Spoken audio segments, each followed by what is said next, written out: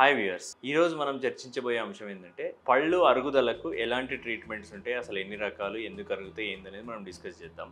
By the way, నేను doctor Charan Kumar, co-founder and managing director of Elident dental hospitals. మాకు 4 successful centres ఉన్నాయి: Kondapur, KPHB, Manikonda and Banjara Hills.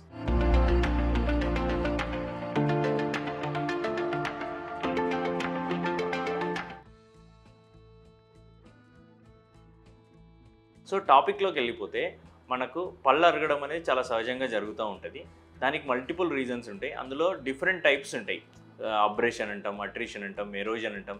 So అసలు ఇవంటే ఏంది, వీటిని ఎట్లా అధిగమించాలనేది మనం ఈరోజు తెలుసుకుందాం. సో ముఖ్యంగా బేసిక్గా చాలామందికి ఉండేది ఏంటంటే సర్వైకల్ అబ్రేషన్. అంటే పంటి సైడ్కి, గమ్కి అండ్ పంటి సర్ఫేస్ ఉంటుంది కదా, అక్కడ ఒక గుంతలాగా ఫామ్ అవడం అనేది. దానికి మెయిన్ రీజన్ ఏముంటుందంటే ఓవర్ బ్రషింగ్ ఒకటి. రెండవది హార్డ్ బ్రష్ యూజ్ చేసి ఒకటే డైరెక్షన్లో కనుక బ్రష్ చేస్తే మనకి ఆ రకమైన ఇష్యూ వచ్చే అవకాశం ఉంటుంది. దానికి ఇనిషియల్ స్టేజ్లో వస్తే ఏమవుతుంది అని అంటే, మేము ఫిల్లింగ్ చేసేస్తాం. ఫిల్లింగ్ చేసేసి మీరు బ్రషింగ్ మెథడ్ కానీ ప్రాపర్గా చేసుకుంటే మీకు అట్లాంటి ఇష్యూ రాదు. దీన్ని సర్వైకల్ అబ్రేషన్ అంటాం. ఎప్పుడైతే టూత్ సైడ్కి అవుతుందో దాన్ని సర్వైకల్ అబ్రేషన్ అంటాం.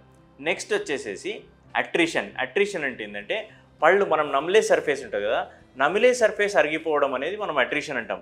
ఈ నమిలే సర్ఫేస్ అరిగిపోవడానికి ముఖ్యమైన కారణం ఎలా ఉంటుందంటే, నిద్దట్లో పళ్ళు కొరకడం కానీ, లేకపోతే డీప్ బైట్ ఉండి టీత్ రాక్ అవ్వడం కానీ, లేదంటే హెవీ మెటల్స్ ఆపోజిట్ టీత్లో ఉన్నా కూడా కొన్ని ఇయర్స్కి మనకి పళ్ళు అరిగిపోయే అవకాశం ఉంటుంది.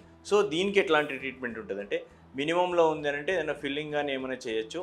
లేదు అని అంటే ఎక్కువ అరిగిపోయింది అంటే దానికి రూట్ కెనాల్ ట్రీట్మెంట్ చేసి దానికి క్యాప్ వేసుకోవాల్సి ఉంటుంది. ప్లస్ ఈ అరగడానికి ఒకవేళ నైట్ బైటింగ్ కానీ, బ్రక్సిజన్ అంటాం, అంటే పళ్ళు కొరికే అలవాటు అట్లాంటిది ఉంటే కనుక మనం దానికి సంబంధించిన ట్రీట్మెంట్ కూడా మనం తీసుకోవాల్సి వస్తుంది. నెక్స్ట్ వచ్చేసేసి ఎరోజన్. ఎరోజన్ అంటే ఏంటి అంటే, మన పై టీత్ బ్యాక్ సైడ్ అరిగిపోవడం అన్నట్టు.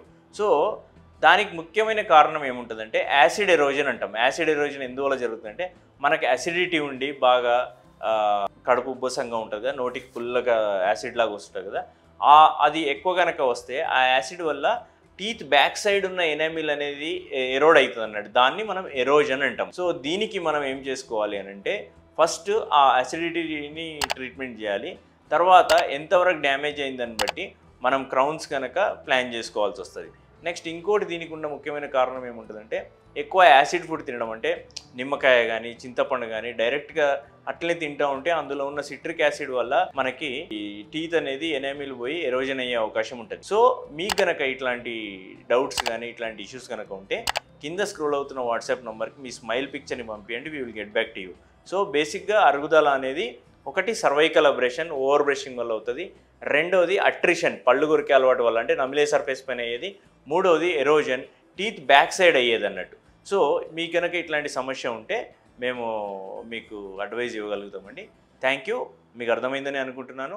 నేను doctor Charan Kumar from Elident dental hospitals.